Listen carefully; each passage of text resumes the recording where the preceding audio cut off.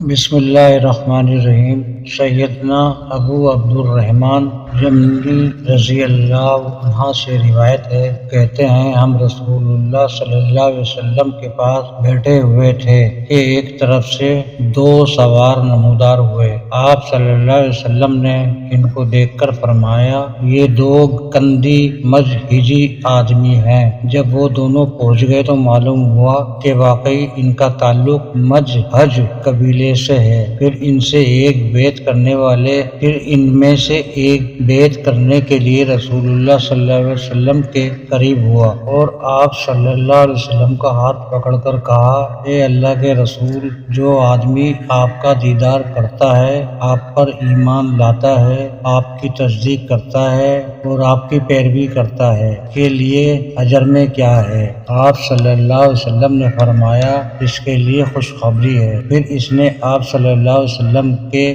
مبارک ہاتھ پر اپنا ہاتھ پھیرا اور پیچھے ہٹ گیا۔ پھر دوسرا بندہ آگے آیا اور بیعت کرنے کے لیے آپ صلی اللہ علیہ وسلم کا ہاتھ پکڑا اور کہا، اے اللہ کے رسول، آپ کا کیا خیال ہے کہ جو آپ پر ایمان لاتا ہے، آپ کی تصدیق کرتا ہے اور آپ کی پیروی کرتا ہے، لیکن وہ آپ کو دیکھ نہیں پاتا، تو اس کے لیے کیا ہے؟ آپ صلی اللہ علیہ وسلم نے فرمایا، اس کے لیے خوشخبری ہے، پھر اس کے لیے خوشخبری ہے، پھر اس کے لیے خوشخبری ہے۔ پھر اس نے بھی آپ صلی اللہ علیہ وسلم کے مبارک ہاتھ پر اپنا ہاتھ پھیرا اور پیچھے ہٹ گیا۔